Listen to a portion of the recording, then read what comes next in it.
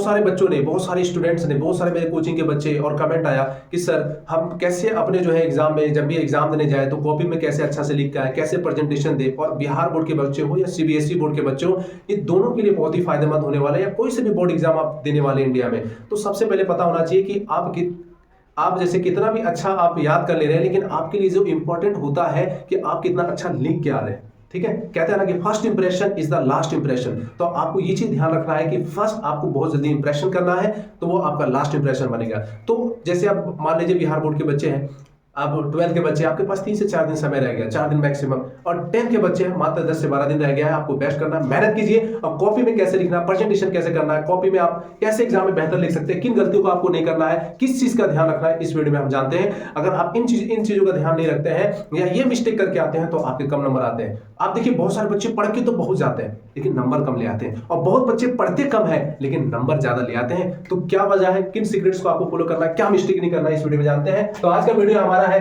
5 tips to write exam like toppers, कि 5 तरीके आप कैसे टॉपर की तरह लिख सकते हैं। 5 टिप्स दे रहे हैं, टिप्स एंड ट्रिक्स है ये आपके लिए। वीडियो काफी खास वीडियो है। सबसे पहले पता होना चाहिए आपको कि how to write like exam paper, आपको कैसे लिखना है एग्जाम पेपर की तरह। तो आइए इस वीडियो में हम जानते हैं। सबसे पहले बच्चे लोग क्या प्रॉब्लम है, परेशानी क्या है आपकी, आप समझो ना। पहले आपके अंदर क्या क्या चीज की परेशानी होती है। पहला कि आप स्पीड स्लो करते हो। पहला क्वेश्चन लिया, पहले तो बहुत स्लो लिखते हो। पहला क्वेश्चन आ गया, आप बहुत धीरे धीरे आराम से लिख रहे हो। दूसरा क्वेश्चन जैसे स्पीड ऐसे नहीं चेक करते हैं। कॉपी चेक करने वाले को एकदम बेहतरीन तरीके से चेक करना होता है। तो क्या तरीके हैं कि आपको स्पीड स्लो नहीं करना है, एक रिदम में आपको लिखना है अच्छे तरीके से। दूसरा बैड राइटिंग, जिसका बैड राइटिंग है वो देखिए राइटिंग, अब बहुत बच्चे कहते हैं कि बैड राइटिंग हो सर, मेरे गंदे राइटिंग है, क्या नंबर देंगे। तो मैंने बहुत सारे बच्चे मेरे यहाँ से एग्जाम दिए, राइटिंग गंदा था लेकिन पढ़ सकते हैं, रीडेबल है। अगर उस राइटिंग को कोई पढ़ सकता है तो उसके नंबर मिलते हैं। मेरे यहाँ बहुत सारे ऐसे बच्चे थे, अगली बार जो दिए थे क्लास 12th में थे, वो साइंस स्ट्रीम के थे, उनकी राइटिंग अच्छी नहीं थी लेकिन वो फिर भी अच्छा स्कोर किए थे। लगभग बिहार बोर्ड में 70-80% ले आए थे। तो उसकी वजह क्या है कि रीडेबल थी और वो साफ लिखते थे। ठीक है। अब तीसरा नंबर क्या होता है, कट्स इन आंसर। बहुत सारे बच्चों को परेशानी होती है, प्रॉब्लम होती है, वो एग्जाम में बहुत ज्यादा कट करते हैं। ये 2 लाइन लिखा, चिकना स्टार, तीसरा लाइन लिखा, चिकना स्टार। अरे भाई नंबर देगा। इसमें बहुत जल्दी वीडियो बनाने वाला हूं, हो सकता है कल, कि कैसे हम कॉपी में आंसर लिखते हैं, क्वेश्चन लिखते हैं और किन चीजों गलतियां नहीं करना है, ये इस वीडियो में बता रहे हैं। लेकिन कल हम प्रैक्टिकल अपनी कॉपी में आपको आंसर शीट में दिखाएंगे। ठीक है। चौथा नंबर, आंसर याद नहीं आता। बहुत सारे बच्चे बैठे बस क्वेश्चन फर्स्ट वाला पहला नहीं याद हो रहा। अरे भाई प्रैक्टिस करोगे तभी तो याद होगा, ऐसी बात कैसे करते हो। तो आप आंसर नहीं याद आता, ये चीज प्रॉब्लम होती है। राइटिंग की बात की जाए तो आप इंप्रूव कीजिए, अच्छे से लिखिए, अभी भी समय प्रैक्टिस कीजिए, आपका राइटिंग अच्छा हो जाएगा। बस इतना साफ लिखिए कोई भी बंदा पढ़ ले आपकी राइटिंग को। ये नहीं कि आपको पूरा एकदम बढ़िया लिखे तभी आप पास हो, नहीं। रीडेबल है, पढ़ सकते हैं तो ठीक है। चलिए उसके बाद क्या, रीडेबल होना चाहिए। और बहुत सारे बच्चे कहते हैं क्वेश्चन को जो है सीक्वेंस में लिखना चाहिए। क्वेश्चन को क्या करते हैं बहुत सारे बच्चे, जैसे अगर 1 नंबर लिखा, 2 नंबर लिखा, 3 नंबर लिखा, ठीक है। बहुत सारे बच्चे पहले 3 नंबर लिखेगा आंसर, जैसे मान लो 3 नंबर उसका आंसर आ रहा है, 3 नंबर लिखा, उसके बाद 10 नंबर, उसके बाद 9 नंबर, उसके बाद 1 नंबर। तो ये सब ठीक है, 3 नंबर, 10 नंबर, 9 नंबर, 1 नंबर। अगर ये इस तरह लिखता है तो ये बेकार है। अगर वो लाइन से लिखता है एकदम एक लाइन से, पहला नंबर, दूसरा नंबर, तीसरा नंबर, तो ये सही है।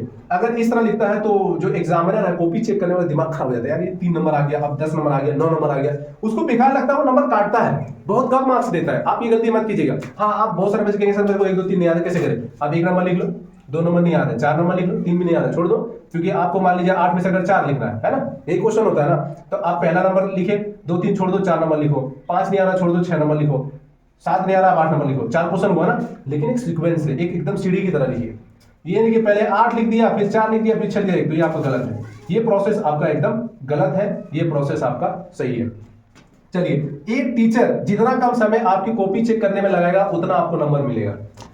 अब खिचड़ी पकाओगे ना, ठीक है, कोई नहीं देखेगा, बात समझ गए। साफ सुथरा एकदम बढ़िया से बनाओ, बढ़िया से लिखो।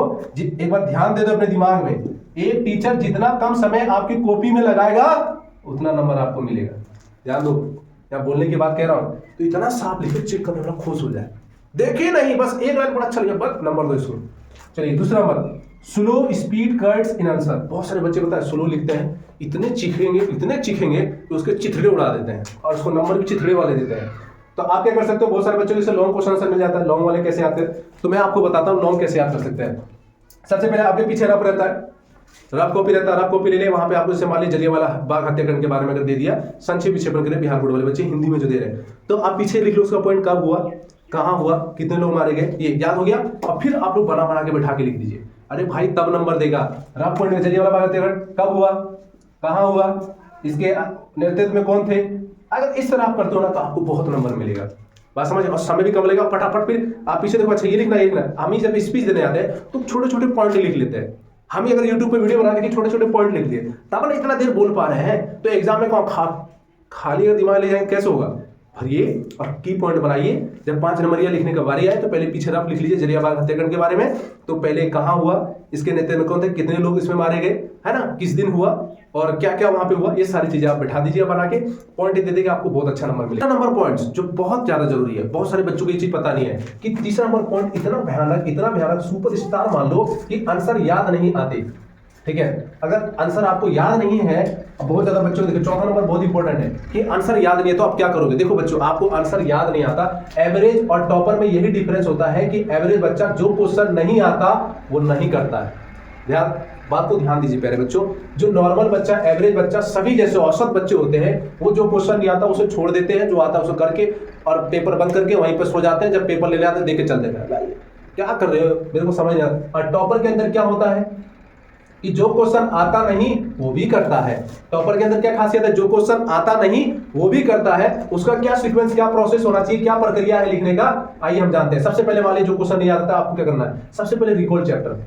अच्छा, जलियांवाला बाग हत्याकांड किस चैप्टर में, अगर मान लीजिए आपको दिया है, या आप साइंस की बात की जाए तो अगर मानव के श्वसन अंग के बारे में बात की जाए तो कहां से आया, जीव विज्ञान से आया। तो कहां से, जीव विज्ञान में कौन से चैप्टर में है उसको याद करना है। रिकॉल टॉपिक्स, आपको टॉपिक्स याद करना है कि ये किसका टॉपिक्स है। ठीक है, कि किस टॉपिक से किस कहां से दिया गया है उसको आपको ध्यान रखना है। और तीसरा नंबर आपको पैराग्राफ। आप जब भी एग्जाम लिखे तो अगर एग्जाम में 5 नंबरिया लिखते हैं तो पैराग्राफ फॉर्म में लिखे। किस फॉर्म में लिखे, पैराग्राफ फॉर्म में लिखे।